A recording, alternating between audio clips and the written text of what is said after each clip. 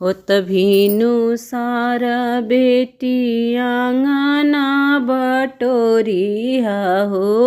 होत भीनु सार बेटियाँ आंगना बटोरिया यर सुतिहा जिन दीनावा उगानी।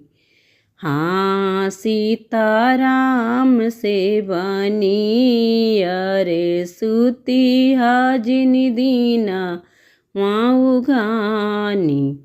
हाँ सीताराम से बनी सासु ससुर जी कयाज्ञा मनिहा हो। सास ससुर जी कयाज्ञा मनिहा अरऊ जेठ जेठानी। हाँ सीताराम से अरऊ जेठ जेठानी। हाँ सीताराम से बनी देवरा से बेटी मीठी बोली तू बोली हा हो। देवरा से बेटी मीठी बोली तू बोली हाय अरे मनिया जीना तीना को गलानी। हाँ सीताराम से बनी अरे मनिहा जीना तीना को गलानी।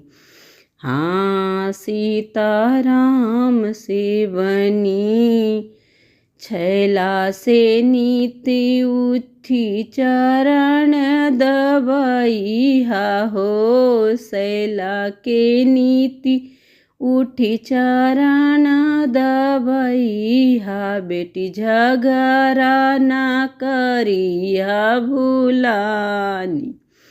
हाँ सीताराम से बनी बेटी झगड़ा ना करी हा भूलानी।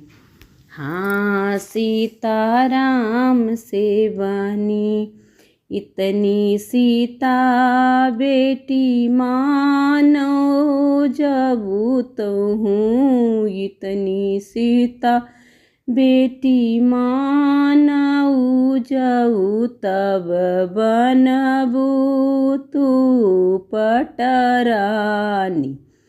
हाँ सीताराम से बनी बेटी तब बनबू पटरानी।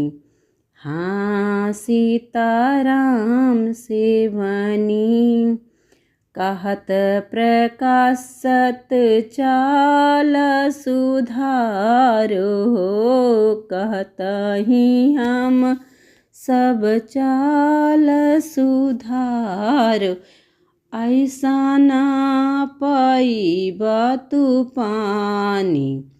हाँ सीताराम से बनो अरे ऐसन न पाइब तू पानी। हाँ सीताराम से बनी उल्टा घर घर में लगावे अंत में होए गलानी।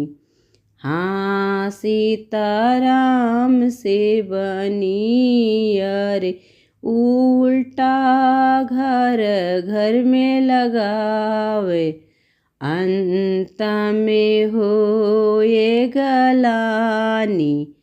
हाँ सीताराम से बनी होत भीनु सारा बेटी आंगना बटोरिया अरे सुतिहा जीना दीनावा उगानी। हाँ सीताराम से बनी बेटी सुतिहा